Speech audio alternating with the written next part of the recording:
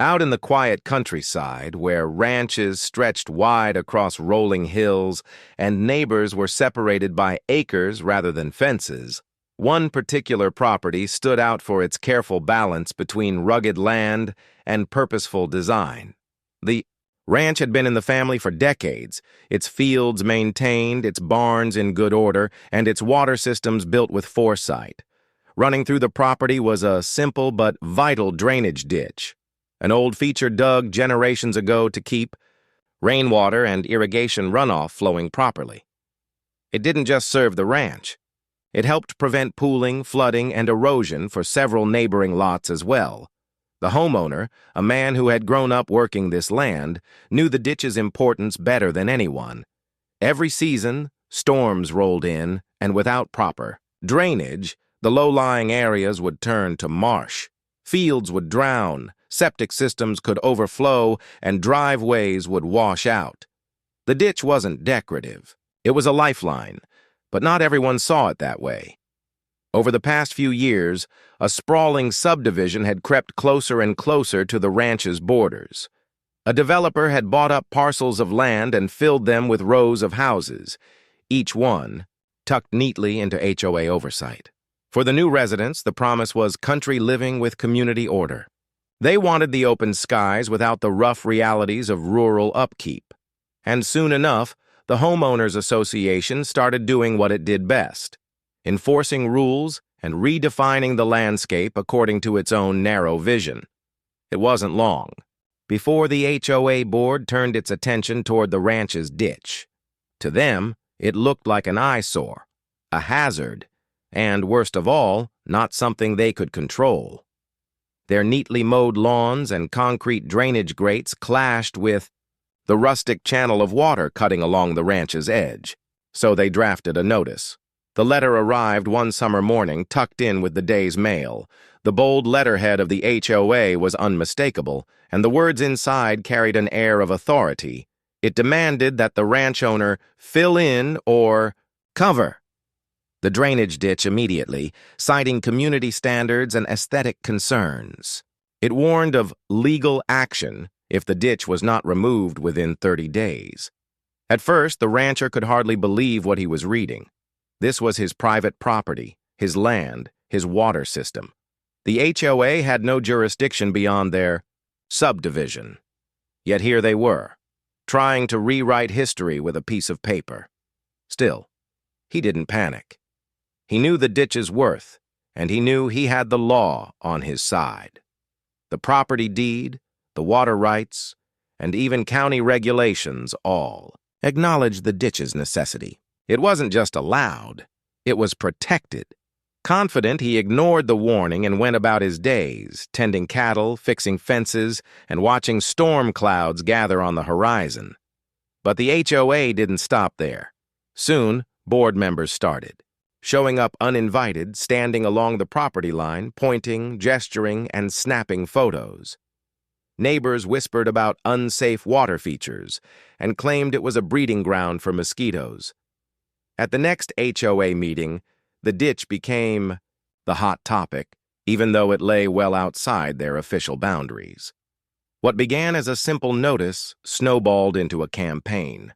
Flyers circulated, petitions were signed. Karen, the loudest and most determined member of the HOA board, took it upon herself to lead the charge. She insisted the ditch was a dangerous liability and that it dragged down property values. She rallied homeowners, calling for action against the rancher who, in her mind, was being stubborn and defiant. And so the rancher found himself at the center of a storm he hadn't asked for.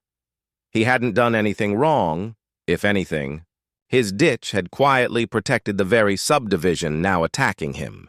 But HOAs have a way of convincing themselves they're always right, even when stepping far beyond their limits. As summer wore on, the battle lines were quietly drawn.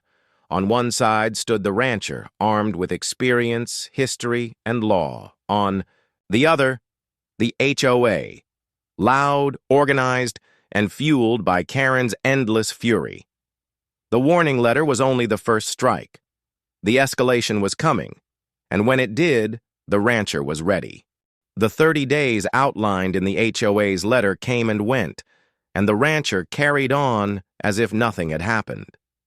The ditch still flowed, cutting its familiar path through the property, its slow-moving water carrying away runoff just as it had for decades. To the rancher, the matter seemed settled.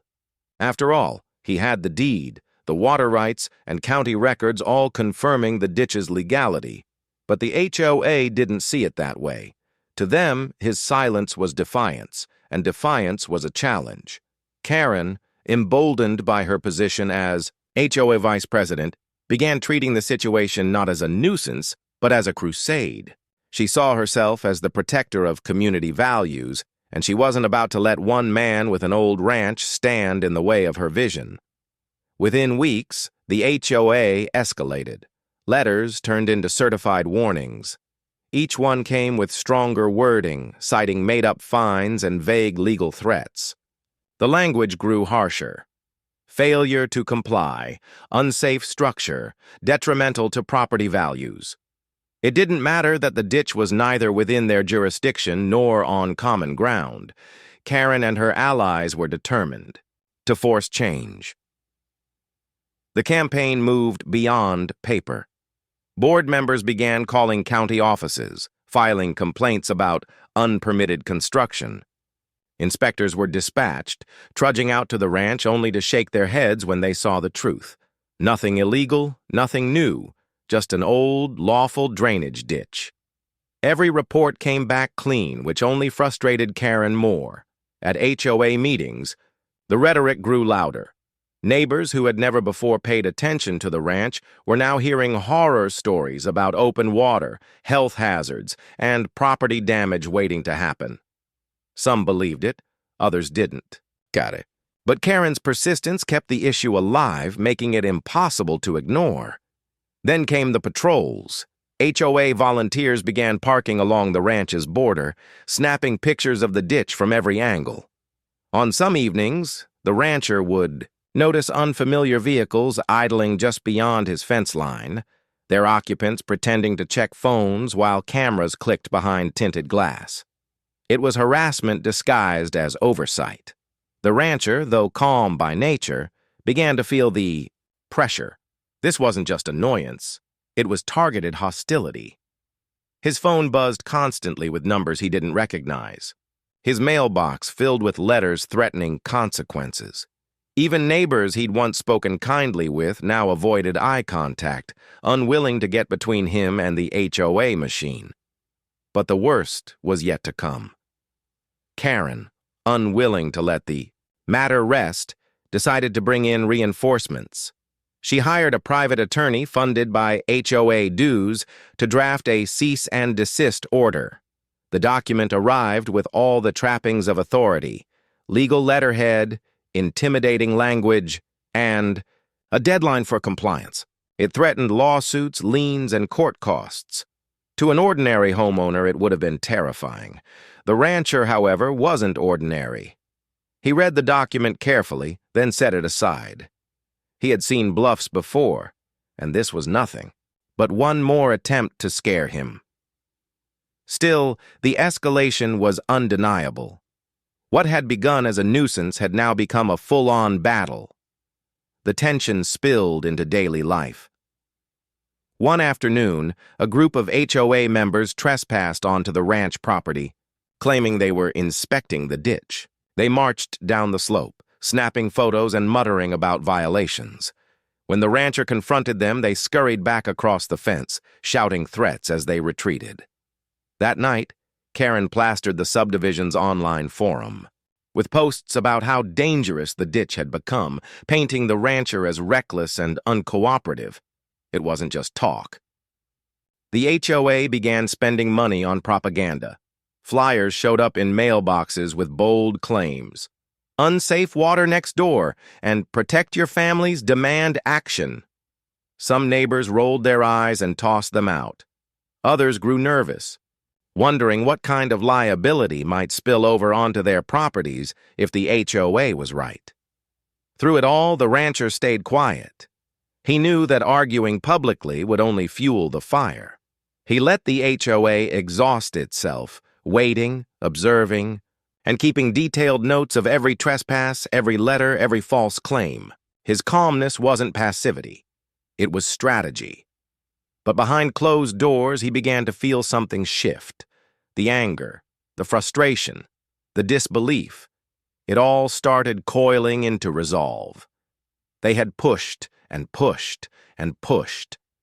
They had ignored boundaries, twisted truths, and tried to bully him with their fake authority. And soon, they would learn what it meant to pick a fight with the wrong man. Because while the HOA saw a ditch as a problem, the rancher saw something much bigger: leverage. That ditch wasn't just an old trench. It was tied directly into the water systems that kept the subdivision functioning. For decades, runoff from the ranch and surrounding land had flowed through, it relieving pressure on the HOA's manicured storm drains. Without it, their neatly built neighborhood would be left to fend for itself against rain, runoff, and flooding. The rancher understood this fact in a way they never could. And as the HOA escalated, as Karen's voice grew louder and the harassment intensified, a new thought took root. What if he stopped helping them? What if he let them see what life was like without the ditch they despised so much? It was no longer about a nuisance. It was about respect, boundaries, and justice. And if the HOA wanted war, then war was exactly what they were going to get. The escalation had reached its peak. The next move would belong to the rancher, and it wouldn't be subtle. By early autumn, the situation had grown unbearable. What had started as a ridiculous complaint about an old ditch had transformed into a non-stop campaign of harassment.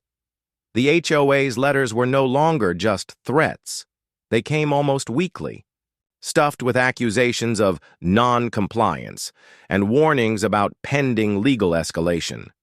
Karen's posts online painted the rancher as some kind of outlaw, a man endangering children and destroying property values. The rancher had endured plenty in life: storms, droughts, cattle rustlers, and the slow grind of hard work. But this was different. This wasn't nature testing him. This was people, neighbors even, turning against him with a venom that only grew sharper with time. It came to a head one stormy weekend. Heavy rain rolled across the plains, filling the ditch and sending water rushing along its channel. It flowed, just as it was designed to, carrying runoff safely away. The rancher watched it with satisfaction, knowing the system was working. But across the fence, in the HOA subdivision, Karen saw something else entirely. She saw evidence. Within hours, she was out in the rain, phone in hand, recording video of the ditch flowing strong. She splashed through puddles, narrating how dangerous the current looked, warning about flood risk. She sent the clips to the board, to county officials, and even posted them online, demanding that action finally be taken against the rancher. But when officials arrived the next day, the water had already drained. The ditch had done its job. The inspectors saw nothing unusual. No violations, no flooding, no damage. Once again, the HOA's complaints were dismissed. That should have been the end. But instead, it lit a fire under Karen. If she couldn't convince the county, she would convince the neighbors. She stormed into the next HOA meeting with her videos queued up, her voice trembling with outrage. She railed about safety hazards, about children falling into rushing water, about how their entire neighborhood was at risk. And when she finished, she made her boldest suggestion yet. The HOA should sue the rancher directly. The room buzzed with whispers. Lawsuits were expensive, risky, and messy. But Karen's passions swayed enough members to put the vote in her favor. That night, the HOA board officially decided to move forward with legal action, announcing their intent to force compliance through the courts. The news reached the rancher within days. A formal notice of intent to sue landed in his mailbox, stamped and official-looking. For the first time, the battle had crossed into something that could no longer be ignored, and that's when something inside him snapped. He had played fair. He had stayed patient. He had followed the law, respected boundaries, and tried to keep the peace. But the HOA had no interest in peace. They wanted control, and they would keep clawing until they either got it or were stopped. Enough was enough. That evening, as he stood by the ditch, watching the last of the stormwater trickle past, he made his decision.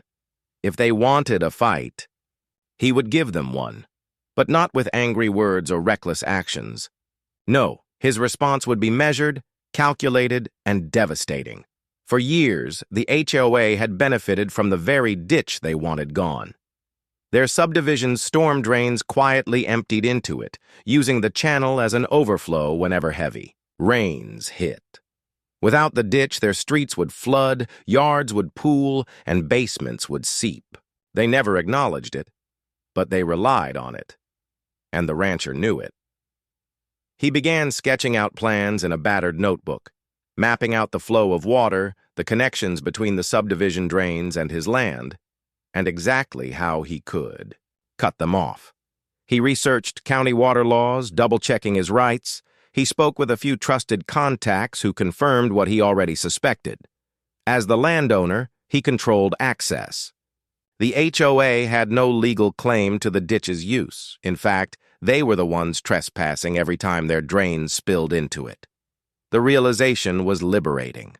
Not only was he in the right, but he also held the power. The very thing they despised was the thing keeping them dry. And if they wanted it gone so badly, perhaps he would let them experience life without it.